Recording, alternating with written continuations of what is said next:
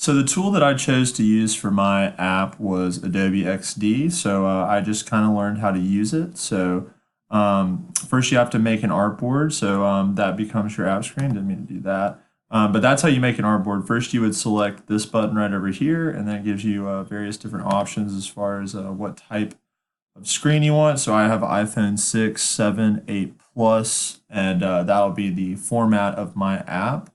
And then after that, you can preview your prototype once you put stuff on it with this button right up here, the play button icon. And then you can scroll down to the pop-up and select whatever your app's name was to see the transitions you made. And then you could make a list by selecting design on the top bar that's right up here. And then you can, so we're in design mode right now.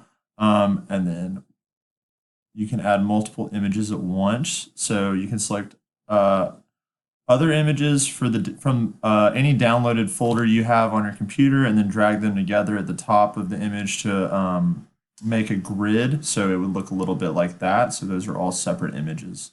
And then you can make a scroll. So you'd select blog by clicking on the artboard. So I'm not exactly sure where that is yet. And then you can also make headers sticky, so the header would disappear as you scroll in the preview. So to make it stick, as opposed to just rolling off the top when you scroll down, you do use the blog function as well. So do that, go to fixed position. You can change styles as well through the assets tool.